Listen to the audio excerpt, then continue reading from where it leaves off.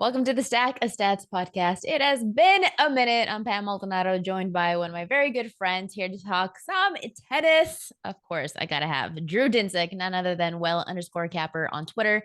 He is analyst for NBC Sports Bet the Edge podcast, the Deep Dive podcast. You can find all of his stuff. Drew, my man, it has been a minute. I'm so glad you can talk tennis with me, though. If there's only two people on the planet that I trust, you are one of them.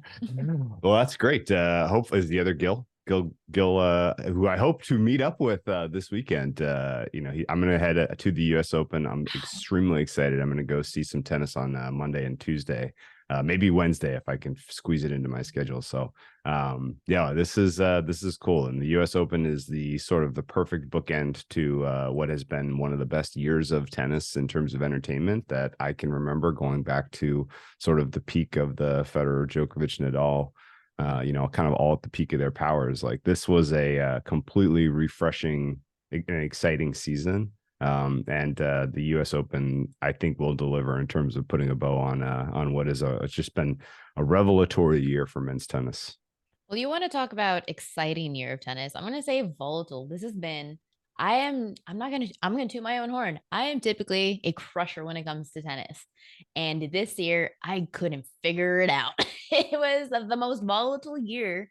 And I just keep saying and I'm reiterating that it is because this is the first time where it is an even playing field through and through. You got Carlos number one, Djokovic number two, and then everybody else is kind of the same. Would you agree that we're like at peak transition period between, of course, the big three and what's next for ATP tennis? Yeah, without question. And the fact that Alcaraz got this level and got to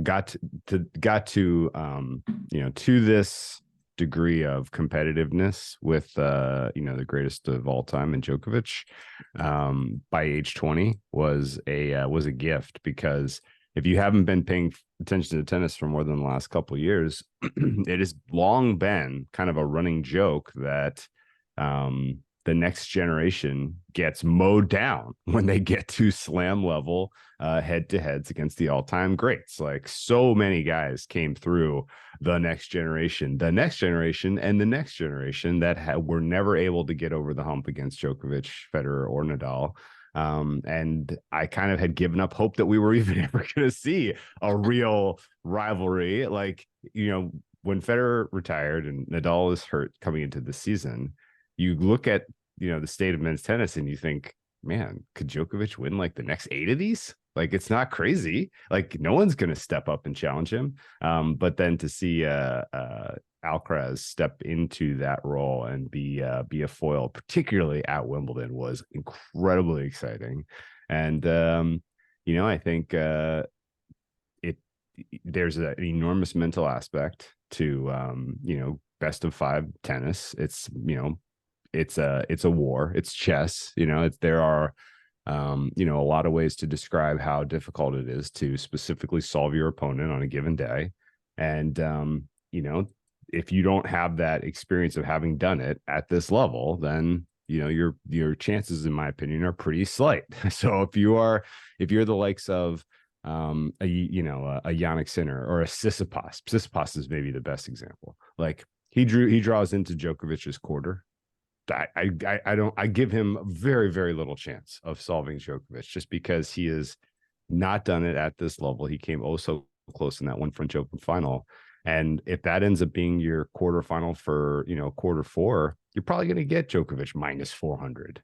And I would consider laying it, because I just don't really have faith that even on his best day, Tsitsipas is going to be able to hold his level long enough to get the better of Djokovic in a head, best of 5 match. Whereas Alcaraz, absolutely has the tools, the goods, the numbers to back it up. And, with the head-to-head win at Wimbledon, I think he's realistically the only player you can give a chance in a best of 5 format at this U.S. Open. And I would add, Djokovic is a little lightly run, a little lightly tested. We got to the end of the campaign in 2021 where he was going for the calendar slam. And, that U.S. Open was very physically taxing on him, very draining. And he had to go through an informed Alcaraz in the semifinals and ran into an informed Medvedev in the finals. And I just don't feel like you can really look at how hard that season was, how many matches he played that year, and hold it up against what he's done this year, because he's just a lot more lightly tested in his last 52, which is, good strategic planning on his part, and I think Mhm. really kind of helps tilt the tables in his favor for this particular event. Well, let's take a look at the odds then to win as an outright for the US Open on the men's side. We have Novak Djokovic as the tournament favorite, plus 120, followed by Carlos Alcaraz, plus 175. And then it drops off from there. Daniil Medvedev, think about that. Somebody who has been world number one, the third favorite at nearly 10 to 1 odds to win the tournament. And then it just gets worse from there on out. So that alone in the odds board just tells you the discrepancy between Djokovic and Carlitos and then the rest of the field. The US Open is always one of those tournaments that's most difficult to predict because it's at the end of the season. The wear and tear has been on the body. The conditions in New York can be absolutely brutal. It is hot as heck absolutely everywhere. I just came from Rome and it was 100 degrees over there. So you're getting the same type of humidity, you're getting the same type of heat, 100 plus degree weather in the US Open. All of these different type of elements come into play. Playing in September at the end of the year after just brutal hard court schedule, brutal, what a year traveling all over the places. These players kind of get the grunt of it all, and this is why we have seen a different winner kind of every year in the US Open, because it's the most volatile major on tour, Yeah, which makes it that much more interesting. 100% agree. So then let's take a look at each quarter. I'm very interested in this first quarter. I myself have made a couple of bets that I'm really excited to talk to you about. First quarter is one of them for me. You have looking at, let me pull up the draw. Of course, they didn't have that open.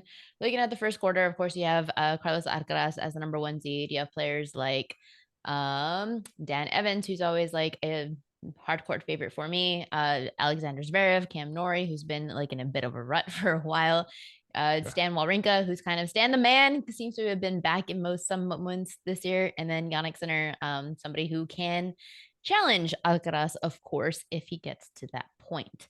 What do you think about the first quarter?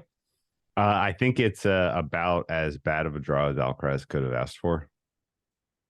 He's the Interesting. one seed. I realistically don't think anyone's going to necessarily knock him off, but I see a lot of players that can push him, right? Like there's the theme of Alcaraz's of his North American swing since his Wimbledon championship, if you had to put a theme on it, it's been, why are you spending so much time on court, man?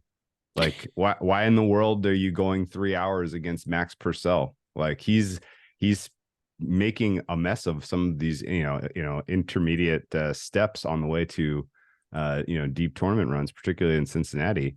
I think what was every single match ended up going 3 on his way to the Cincinnati finals. Like Right. you're just spending too much time on court, and this draw that he was afforded has potentially a difficult round 3 match against Dan Evans. Definitely a guy that can push him to 4 or 5 sets. Cam Norrie, while I don't think realistically, is going to beat Alcaraz, he has beaten him. Like he's one of the few players on tour that has, gone toe to toe with Alcaraz and gotten a win. In fact, he did that this year in the Rio final, I believe. So I'm certain he's not going to be an easy out there. And then whoever comes through the bottom half of that quarter is going to give him a true test in that quarterfinal. Sinner pushed him to 5 last year. That was that was the de facto final last year in the quarterfinals between Sinner and Alcaraz, because whoever won that match, I felt was pretty likely to ultimately win the tournament. And I would say the other looming prospect of an informed Zverev also makes for a very challenging potential quarterfinal opponent. So, yeah, I have Sinner as sort of a guy that could challenge. I have Zverev as a guy that could challenge, and they both ended up in Alcaraz's quarter. So, he's going to have a tough time getting out of here. And I think if he is spending too much time on court, particularly against the likes of the Dan Evans and the Cam Norries of the world in round 3 and round 4, then I'm not necessarily worried about him getting to the final. But between he and Djokovic, I think it's pretty clear that his path is more difficult, and Q1 is going to have a lot of really good matches. So I'm complete opposite. Oh, you think it's You're like, easy? Carlitos has one of the tough draws. I think it's actually a fairly easy draw, and I think it's being definitely over what's the word? It's being people are like talking too much about how difficult of a draw Carlitos has. I don't Okay. see it that way at all. I think yes, in Cincinnati, every match that he played was 3 sets. I also don't think that Cincinnati is the same type of court conditions as the US Open. The US Open That's is a fair. lot more slower conditions, and that's going to play a lot more into Carlitos' favor. And it was also Cincinnati was also a tournament coming off where he had only a couple of matches since winning Wimbledon. So we know he kind of took a breather. I follow his Instagram, as I'm sure a lot of people do. He was kind of chilling and relaxing. So Okay. coming into this tournament a little bit more rusty, I would say. That's out of the way. He's played Djokovic, and Djokovic, I mean, I saw highlights of that match. I didn't get to watch it because I was on vacation. But from what I saw, from what I read, Djokovic, super impressive win for being 36 years old and dealing with the elements that he had to go through in order to come out with that win. Mhm. But I think Carlitos was still very much in it, and it was just like literally a coin flip tournament match of who could have won. So I'm not at all overestimating the 3 set stuff that Carlitos went through to get to that final. I think these conditions just favor his game, his style of play a lot better for Carlitos, and I'm not at all worried about his first quarter match. For first his round of matches to get to the final.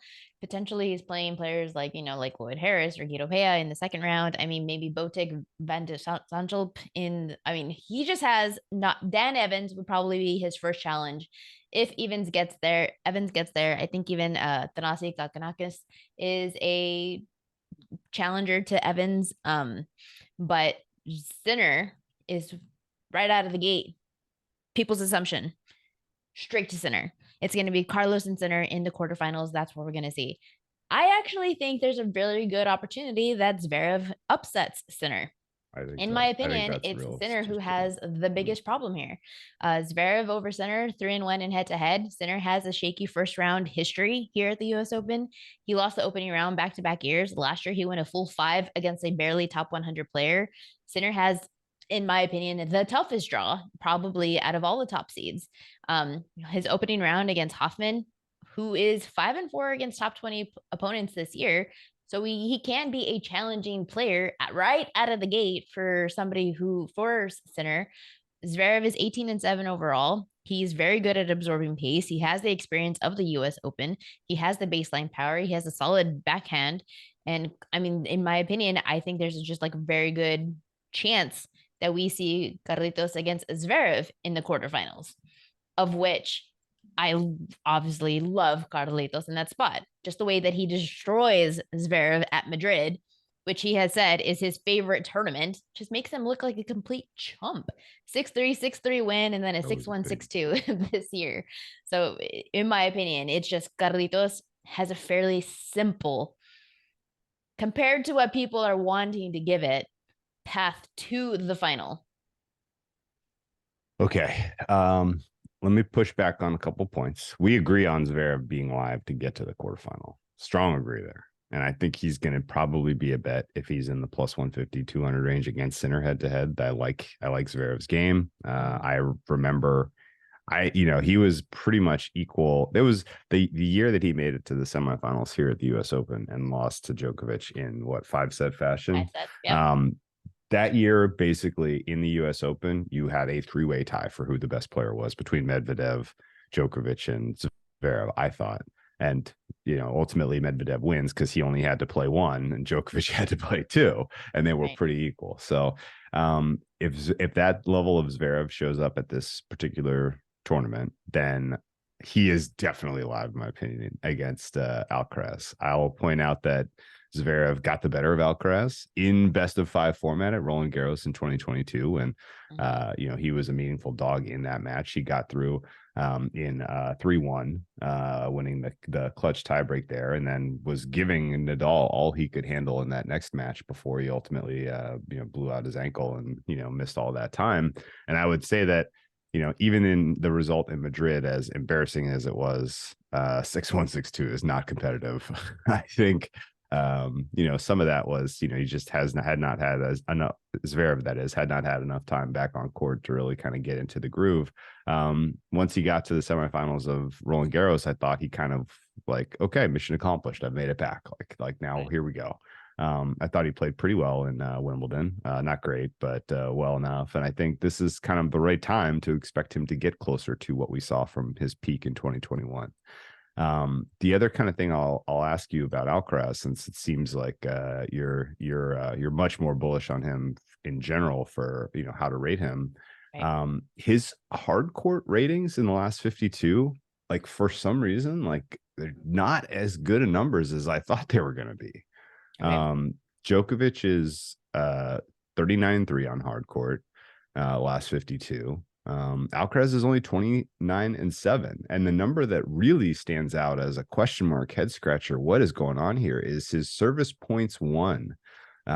He is like in the 20s in terms of ranking of all tour players in the last 52 on hard court. And it's kind of a pedestrian number. He's only winning 65.5% of his service points, which, I mean, here are the other guys that are kind of in that discussion. Alex de Minaur, Cam Norrie, Lorenzo Musetti, Cerundolo, Davidovich Fokina, Manarino, Struff. Like these Right. guys are kind of the middle of the pack here. And, that's about where his serve is coming in here, which I think makes him a little vulnerable. Djokovic, on the other hand, is your number one with a bullet. He's winning 73% of his service points on hard court last 52. And I think, the return game is obviously basically a dead heat at the top of the pack right now between Djokovic and Alcaraz. But I worry about his serve being somewhat vulnerable on hard court. And I think that's really why he's making a mess of some of these matches in the lead up.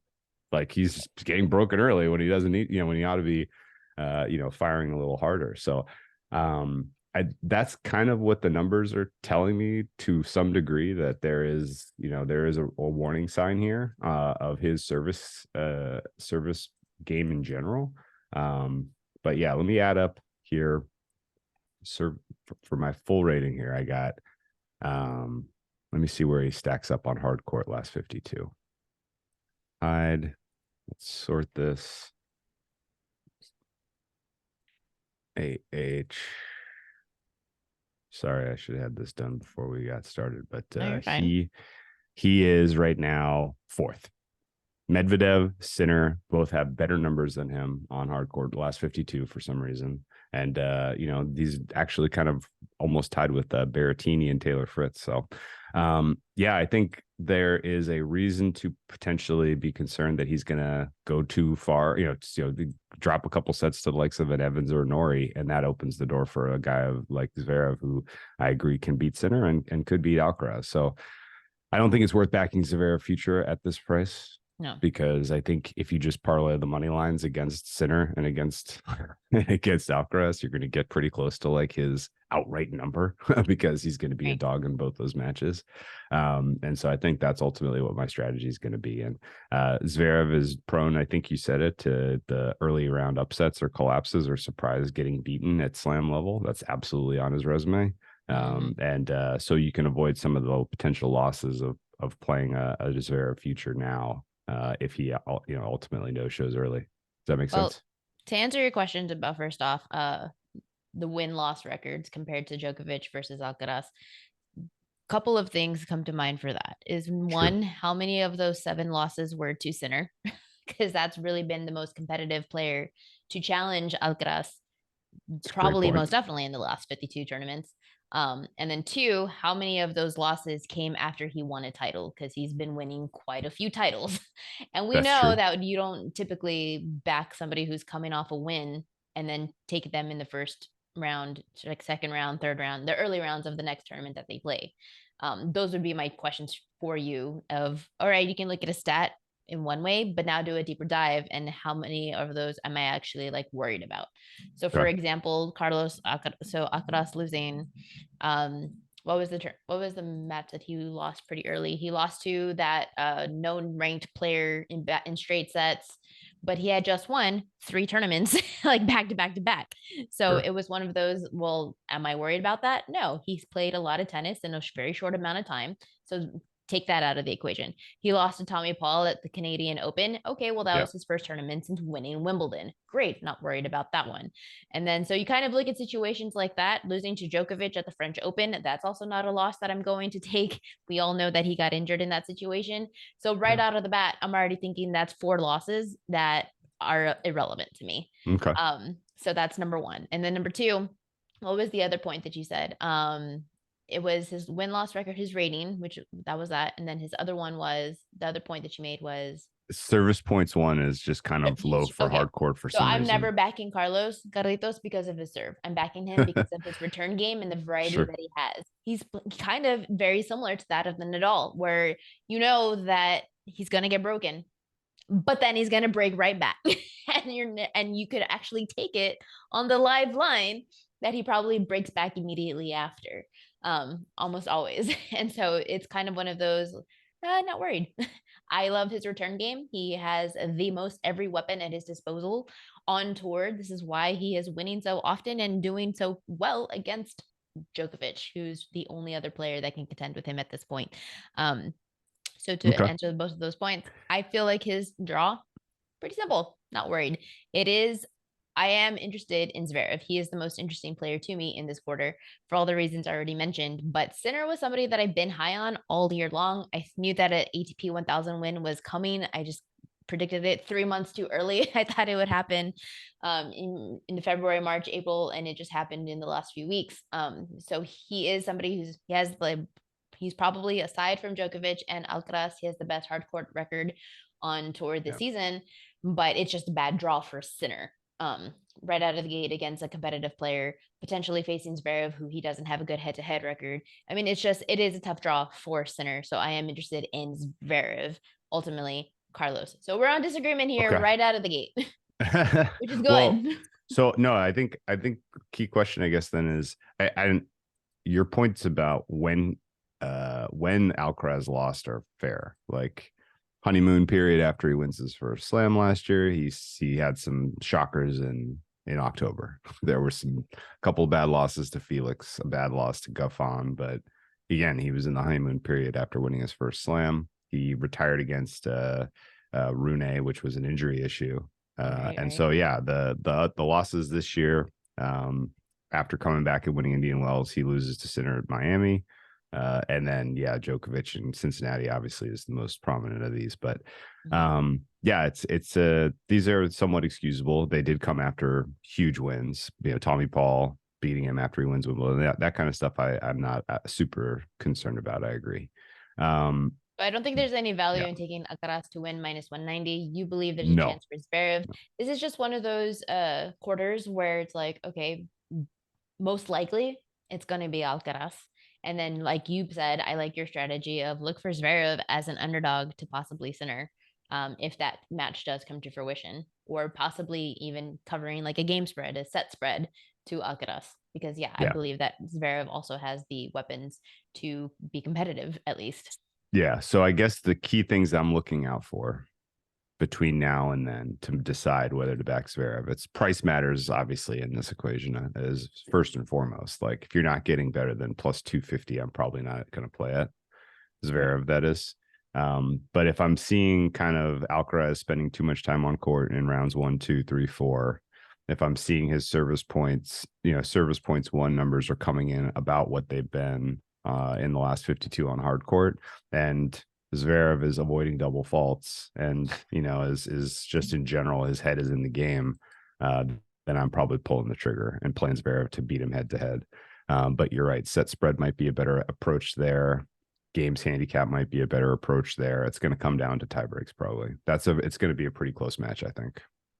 Well, then let's look at the second round. The second quarter. In the second quarter, we have Daniil Medvedev coming in. Players like Borna Koric, Nicolas Jari, Diminari, who we're mentioning, Karen Hachanoff, Hubert Hurkacz, and then of course Andre Rublev, who did have Gal Monfils, but Rublev has had a pretty good season. Matteo Berrettini still coming back from injury.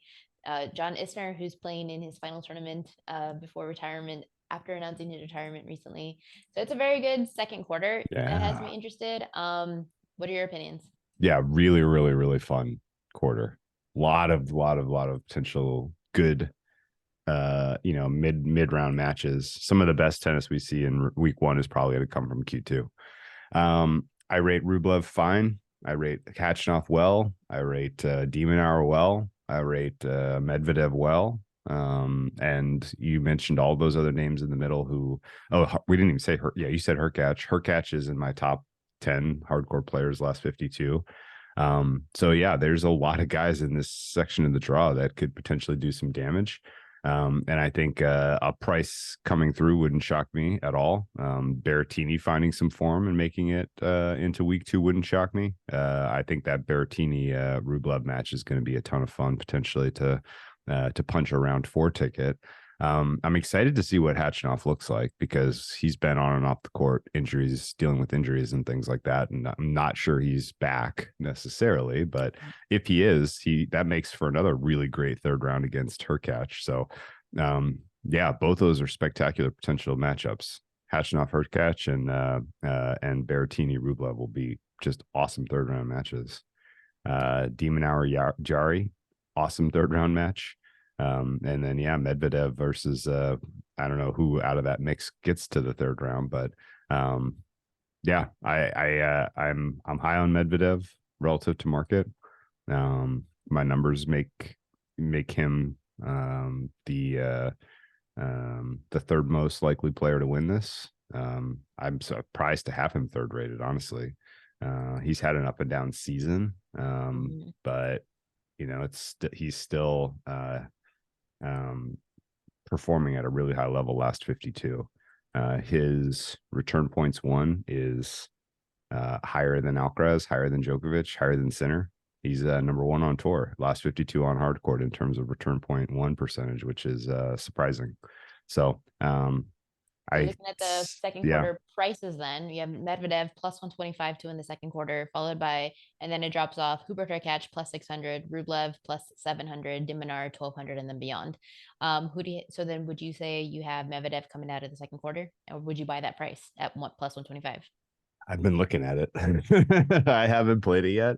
I love his head to head against Rublev, right? If Rublev happens to take those other guys out on the bottom, then Medvedev would be a pretty heavy favorite for me in the quarterfinal itself. If Rublev gets shocked though, and that's a Hurkacz final, that's pretty competitive. If it's a Berrettini final, that's competitive. If it's a Hatchnoff final, that's competitive. So Medvedev is going to have a really tough quarterfinal, I think. And so for that reason, I haven't played it, but he's, you know, his numbers are super solid. I haven't heard anything about lingering injuries or any kind of like X factor why you would want to avoid playing Medvedev right now. So yeah, I think he probably does come through Q2. If you made me make a play, it would be Medvedev. This is one of the bets that I've made that I'm really excited about. And Okay, lay I it on me. cannot wait for the US Open. I cannot wait for it to start. I'm so excited. I took Hurkacz 6-1 to win the second quarter. Medvedev to me is a bit vulnerable all season long. And the point that I made as to potentially why is he's a new dad. And he's still, yes, the best player on hard court, one of the best players on hard court. But I think maybe with the draws that he's had, with the stumbling that we've seen him with in some of the matches, I'm just not convinced that he's 100% at pure form, which means there's some vulnerability in this, of which Hurkacz comes and swoops it right in. Medvedev has lost back-to-back matches against Hubi and Diminar. Medvedev has been a tough draw, in my opinion. Purcell right out of the gate, big server. Diminar, Yep. big server. Hurkacz, big server. But it's not even just big servers. Those are all net game players. And Medvedev gets so annoyed at. If you put a drop shot or play at the net against Medvedev, who's a baseline player, oh, he doesn't know what to do with it. He gets tilted, he gets frustrated, and he just doesn't have the weaponry to combat something like that at this point. So Hurkacz, I believe, is back in form. He had back-to-back close semifinal loss to Carlos in Cincinnati, lost to Carlos in the round of 16 in Canada, lost the round of 16 to Djokovic at Wimbledon. Those are his last three losses, 2 tie breaks. You're talking about number one and number two in the world. Those losses have prepped, and they were all competitive. Hurkacz was right there. All it took was one break of serve or a loss of a tiebreak in order for him to come out of those as losses. But those matches against Carlitos, against Djokovic, the two players who have good serves, great returns, net game, slice game, drop shot, every weapon at their disposal, and he's barely coming out of those, barely losing those types of losses have prepped him for a US Open run. And Medvedev has a tough draw against players who can all get to him by playing a net game. And if Medvedev, I believe, I mean, yeah, I see Medvedev still making it to the quarter, but I see him losing to Hurkacz in the quarterfinal. And Okay. also earlier, what did we talk about? The weather conditions. Medvedev is just historically known for somebody who doesn't like to handle the heat, and it's gonna be hot. That can be said for any player, honestly, because it's just like the elements are so difficult at the US Open this year. It's gonna be 100 plus degrees every day, 95 plus. So yeah, that could apply to any player at this year's US Open. But Medvedev, if he were to get to this, it's going to be a tougher run. And Hurkacz, I believe, is just prepped. You want to talk about strength of schedule? I talk about a lot. Talk about that a lot in football, right? You're familiar. It's a tough strength of schedule here for Medvedev, so I wouldn't feel confident coming out of this. And I think at 6-1, Hurkacz is like a great price. Okay. I know, not stopping you at all. Her catch was super impressive in Cincinnati, especially.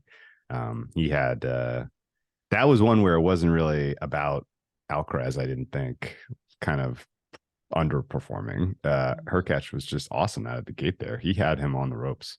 Yeah.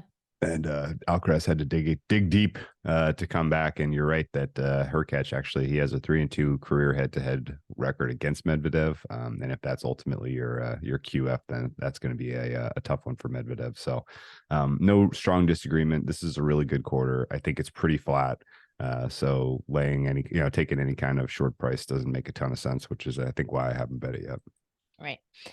So then moving to the third quarter, you have this is just like a wild one.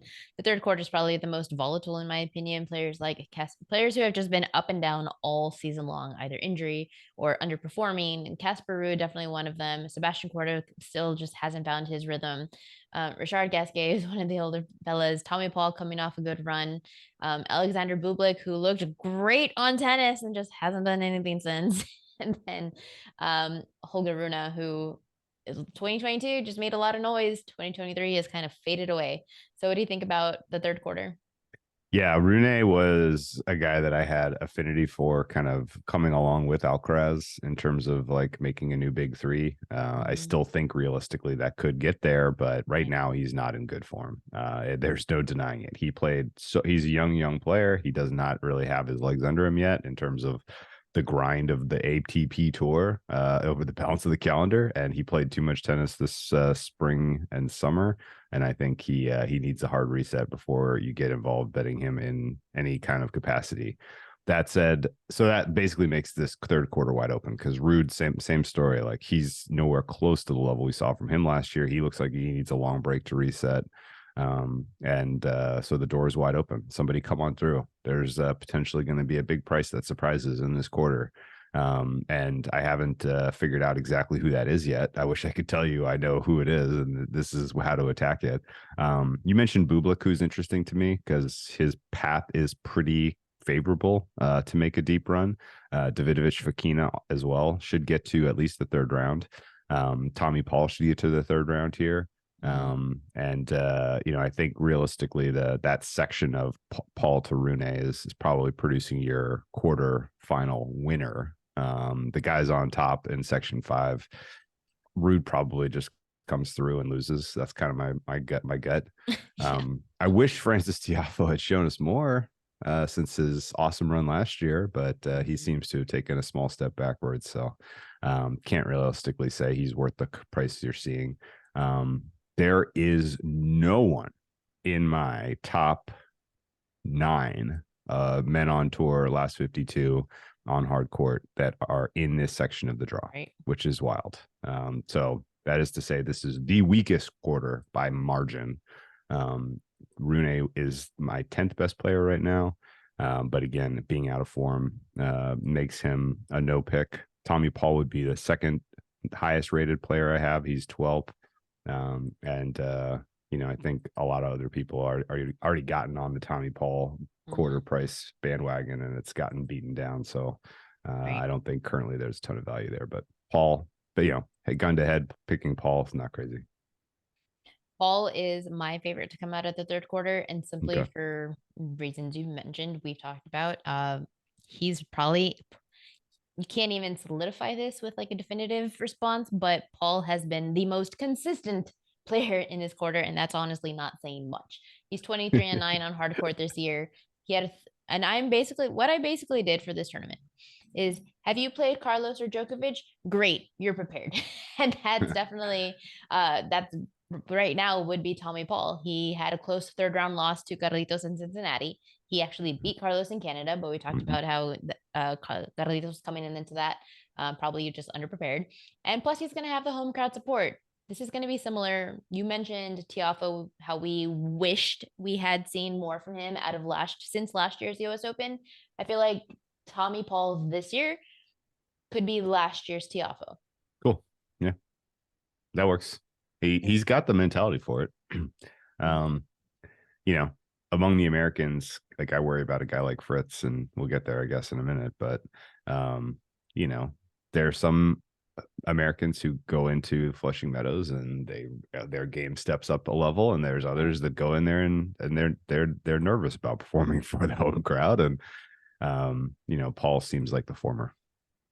What do you said, and you mentioned how the Paul price has been beat down. What did you see it at? Right now it's 6-1.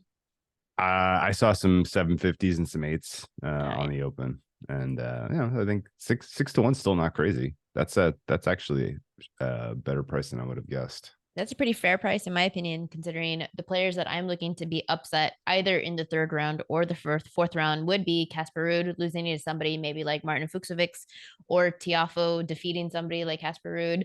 Fokina, great, cool, but I don't see Bublik making a deep run. Runa could have trouble against honestly anybody because what we've seen from Runa is his physicality just, it's not there. And for him being so young, he just doesn't have the stamina or the longevity of somebody who's so youthful to be making it in a best of 5 deep run tournament. Yep, I agree with you.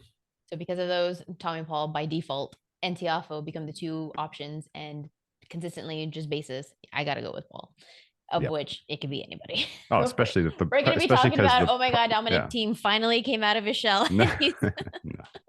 I don't. If that happens, that would be cool, but I would be very surprised. The wishful no thinking. price is better on Paul than Tiafo anyway, right?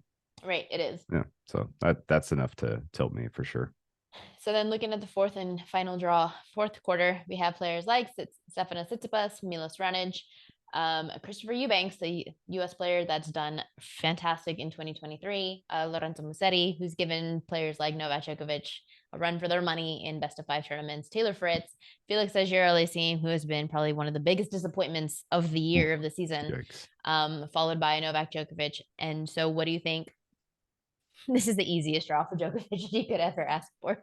Yeah, no doubt. The fact that you get a potentially a completely out of form Felix. I mean, if Felix even beats Mackenzie McDonald, I mean, like right. let's be real. That's a coin flip. Exactly. If Felix gets to round 4 and that's Djokovic's head to head, then that's like the easiest straight sets call I think you could look for right now. Cerundolo is not a good hardcore player. At least he hasn't shown enough. There's tons of qualifiers and protected ranking guys in his little section there. Like Djokovic basically got a bye to the second week here.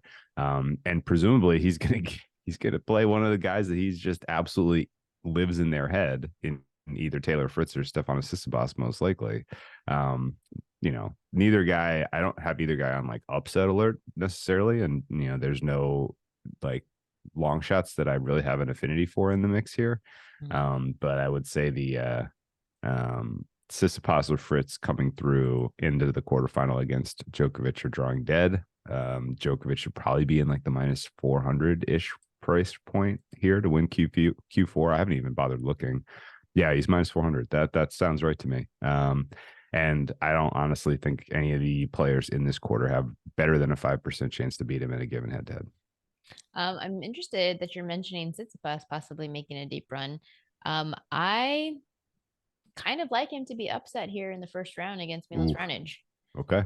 I don't I'm believe not stopping it. I'm not stopping you from making that bet at all. I Like haven't made Sissipas that bet is yet. I just got back Friday at midnight, and so I'm catching up on my tennis as we speak. So I'll be doing all that the rest of the day. But that was immediately one of the things that I saw, just because Sitsipas forever and always. I know that he's transitioned from no longer having his dad as his coach, which is a great move. Finally, we've been trying to get him to do that for like a decade, but he just still doesn't have the weaponry. That backhand, it is such a vulnerable backhand that yeah. Milos, his serve is so massive, hit to Tsitsipas's backhand right out of the gate. That's a lot of just mega free points that I don't see Tsitsipas being able to contend against. It's a great call. I think the over in that match is worth a bet. I think this is probably tie break. Right? Yeah. And yeah, Raonic had a couple of impressive wins in Canada. He beat Tiafo with again a tiebreak, two tiebreaks in that match. He beat Taro Daniel, who whatever top 100 player, but and then lost to Mackenzie McDonald all in that Canada run there. This is probably the last time we're going to see him. I don't know that he's on record that he's retiring necessarily, but this kind of feels like the end of the road for Raonic. Feels like the end of the. And we know it's the end of the road for Isner. Feels like Right. the end of the road for Key Nishikori. So, Mhm. yeah, a lot of that lost next gen that we were talking about off the top found their way into Q4 and, probably making their final run here. And with Milos, he's somebody that I would trust for a first round only. Yeah. And if he were to get through Tsitsipas, then I'd probably be looking to him to be upset in the second round, just because a best of five, he hasn't played in so long. That serve, as good as it is, it's just very hard to maintain to make anything deeper than maybe like a third or fourth. But it's just Tsitsipas himself hasn't really had super solid play as of late. Coming into this right out of the gate, Milos is just not the player that you want to face in your first round. Nope. I That can see makes that sense to going me. either way, but Milos would be the most interesting, at least for like a first round match. So yeah, so Djokovic has a super easy draw. Yeah. Tsitsipas upset Yeah. being is the one that I would look for. Djokovic last won the U.S. Open 2018, but he does hold an 81-13 record here. His odds to win the fourth quarter, just to tell you how simple it is, minus 500 to win the fourth quarter, which is absolutely absurd. But there's just Amazing. nobody that could contend here. What about Chris Eubanks? Do you think there's any potential for him to be making quarterfinal run? I mean, he definitely made a meaningful improvement in his game. Um, Mhm. the Sissipas going out early would open the door flying wide open for him. Eubanks, I mean, I think he needs Fritz to choke as well. And there's no one that Fritz could go head to head with that I'm like super spooked by. I guess maybe Musetti, but Musetti feels like a guy we've been waiting for to get to this level for a long A time, long and he's time. just, I don't know if he's there yet or not. His service points one are kind of low, like Alcaraz's, which spooks me a little bit for hard court. Um, yeah, it's tough to see Eubanks doing another magical run coming right off of the last one we saw, but he certainly was afforded the draw to do it. I mean, the major story though is just Djokovic basically got a bye to the final, in my opinion. Yeah. There's no one on the bottom half of this draw that I think can push him to 5 sets, let alone maybe even four. And so I think he's going to be the fresher of the two when we get to a final. And I don't know. I mean, 2 weeks, tune in 2 weeks for when the U.S. Open finally starts with the Alcaraz Djokovic final. So is there an odd reach final reach? I'm looking for Djokovic's odds to reach the final. It's got to be in the Minus minus two. 225. Yeah, that's probably right. Did Yeah, you see that? yeah, that's probably right. I think it's better to just bet his outright price because I think there's high confidence he gets there. And I think in that moment, there's either if you bet his outright, one of two things happens, right? Plus 120 outright. If Alcaraz goes down early, then all of a sudden you have a Djokovic ticket that goes from plus 120 to minus 400. Like the minute Alcaraz goes down, if he goes down before he gets there, it's basically game over. The other side of the coin is Alcaraz comes through beleaguered, beaten up, more physical path, may have to knock out a bunch of informed players. And at that point, maybe Djokovic is minus 150 in the final in terms of a price. That's kind of what I would expect. And so I think playing the plus money on Djokovic now is fine. But that's the only futures bet I've made on the men's side of the draw. Djokovic to win. Yeah, I maxed in on Mr. No Way. So then, all right. Is there an exact final? What's your prediction then for the US Open ATP side exact final? Djokovic against Djokovic 3-1 over Alcaraz. Yep. In 4.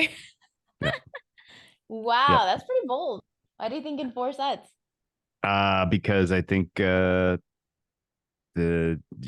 physical toll that the path will have on Alcaraz, I think sets up a pretty similar kind of issue that he may just not have the his legs under him by the time you get to sets 3 and 4. So I think you have a really, really close back and forth first 2 sets, and then Djokovic pulls away as Alcaraz's physical fatigue starts to set in. That's kind of the completely neutral read I would have. If you name the finalists, those odds for that for Carlos Alcaraz against Novak Djokovic is plus 165. Wow. Any value in that? Yeah, I kind of think there might be actually. Plus 165, huh? Name the finalists. Alcaraz versus Djokovic. I mean, I again, like I've only played Djokovic because, again, the possibility of Alcaraz getting upset, particularly at the hands of a Zverev, is kind of where my head is at right now. Q2 being a potential, if you're right and her catch comes through, Alcaraz definitely has him in a mental box, which is pretty comfortable that he'll get through that semifinal head to head. So yeah, I mean, he really just has to get out of this quarter. He has to dodge an upset at the hands of Sinner and Zverev, and if he does, then that's your final. And plus 165, that's not crazy at all. Actually, that's a fair number. That's a good bet. Fair number. So you're on Djokovic, and I love my man Djokovic forever. That's my number 1. But I'm going with Carlitos Alcaraz. Oh wow. Plus 175 to win the U.S. Open and win in back-to-back years. Now the reason why I'm backing on Alcaraz is because, yes, not just only Djokovic last won this tournament in 2018, not really even using that as a factor, but it's for what I said right out of the gate. This is a slower court. That's going to help Carlos compared to the Cincinnati hard court. This year's heat element is going to be huge, and I think it leaves both players a little bit vulnerable. We saw Djokovic struggling with the heat in Cincinnati. What we've seen from Alcaraz is he struggled with the cramps. It will wear on Djokovic by the time that he makes the final. It's an easy draw, yes, but it is still heat that is compounded by the time of 7 matches. You just have to hope that Carlos's physio team doesn't mess up with his nutrition and figures out something to help with those cramping issues. Yeah. But I just think that nutrition is going to be paramount to all players. Sure. So I'm just going to stick with the players that are the best. And right now that's Carlos. The US Open has become even more of a stamina test in the modern day tour. Carlos has the whole package. He is now playing the GOATs the same way that the GOATs play each other. And it becomes all down to mentality. Skill doesn't separate these best of the best players when they play each other. It's stamina and it is mental composure. Those are the only differences that you will find in these matchups. And because of the skill, because of the experience, because of tennis IQ are all equal for them, it's why I always make it makes for a breathtaking matchup between all of them when they play. So I'm confident that we're going to see Djokovic and Carlitos again in the final. So that plus 165 price is very enticing, but I think Carlos can come out of this just because what I've also seen him do that has been so impressive. I've always talked about how Djokovic, Nadal, Federer, you see them where they kind of start out of the gate level 1. All right, I got to kind of up my game a little bit. This player's a little bit more challenging. They up to level 2. They can make these level changes mid-match. So can Carlos. And we saw that at Wimbledon, where in the first set, he just looked like, all right, he is going to get stomped on. This is Djokovic in the bag, no big deal. And then he figures it out. His level of IQ tennis, his tennis IQ level mid match, to not only know the adjustments that he has to make, but then implement them with such execution. And then once he figures it out, he becomes untouchable. If his Okay. health is fully there, where the cramping does not become an issue, this is a US Open surface where he's already familiar with after winning last year. Slower service helps him, better stamina. He had, I'm so convinced that Carlos is winning this. All right. So this to me is sort of last again, like I might have a different opinion if I thought his path was a little more straightforward, which you do think. And we strongly agree that anyone besides Alcaraz or Djokovic winning this is super, super low probability. Extremely, Like yes. there's not really a reason to take a long shot here. Right. But yeah, I think this is sort of the last time, and the last, if we keep doing these pre majors for the next couple of years, this is probably the last time that I'm saying anyone besides Alcaraz I think ought to be favorite. Yeah. And this feels like it, where Djokovic is kind of still at his, close enough to the peak of his powers to be just a decisive favorite to get to the final. Yes. And then still like Alcaraz is still on the ascendancy, where there are some things like the physical, the cramping, all that Or you even can his kind of serve. point to, or even a serve. Like there are some things you can point to that he needs to continue to get better to really be the guy. And they're probably going to cross in the off season, and Alcaraz is going to, on the way up, pass him. And I'm excited to handicap and see what kind of prices we get for the Australian Open. You're probably going to have another market where Djokovic is the huge favorite because he always wins that tournament. But that's going to really kind of be the test, in my opinion, next year, about whether if he can take the throne from Djokovic at Australia and then take the throne from Nadal at Roland Garros in the same cycle, then Jesus Christ. then we're talking about he's arrived. I feel like that's 2024 for Alcaraz. My he's arrived moment, aside from every win that he's had, my he's arrived moment was destroying Djokovic at Wimbledon. I am talking about Djokovic being the king of grass. He is definitely the top three between Pete Sampras, Roger Federer, but I would say he's been the king of grass for how long with Roger Federer out of the mix. And Carlitos, a surface that he shouldn't excel on, or at least excel this quickly. That's just what's been so mind blowing to me. We saw Nadal get good on grass through the course of like 10 years. We saw Carlos do it in one month season. Yeah. In one tournament, honestly, when he ended up winning Queen's Club. And then as soon as he won that, I was like, fuck, he can win Wimbledon. Now he's a problem. Now he's a problem. So yeah. to see him make that level of adjustments that quickly, excel that quickly against Djokovic on his best surface, my God. Now you're giving him a slower surface that does work better for his. I could be doing a little bit of revisionist history here, and hindsight bias is a thing. But I feel like the fact that he was a little unproven on grass was actually to his advantage in that final against Djokovic, because Djokovic is a very analytically heavy player. Like he's got a team that breaks down, this is how you need to approach X, Y, and Z, blah, blah, blah, blah. And, to the degree that there wasn't really a plan of attack, kind of felt like there wasn't really a plan of attack, right? Like watching the match, you're like, oh, what's the plan here? And I think that's because there was just such a little track record where, coming into a final against Alcaraz, if he's taken some damage, if it's 80 degrees and sunny, full sunshine, and humidity makes it feel like 90, and they play the men's final in the day on a Sunday, does end up facing Sinner in the quarters instead. Yeah. Like there's a lot of paths here where he takes some damage, and combine that with the fact that Djokovic, I think, has a very solid plan of attack for him on hard court, I think is enough for me to be pretty bullish on Djokovic getting it done.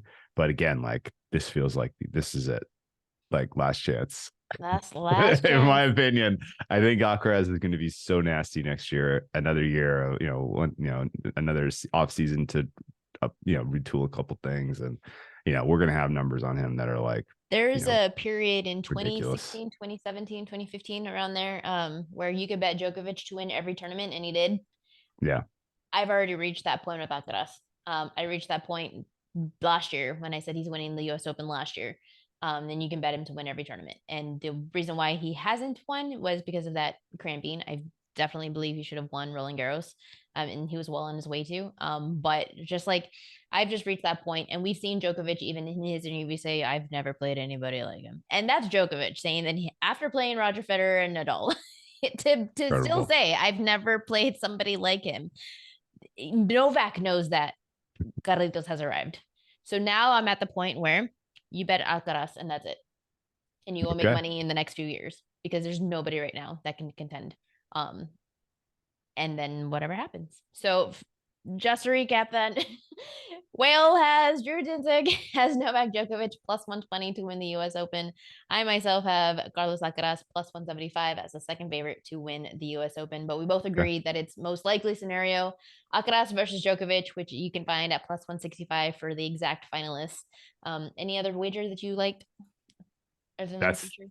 that I'm all in on Djokovic. I like all your looks though for Q2 and Q3. Shots on her catch and Tommy Paul makes Tommy sense to Paul. me. Yeah.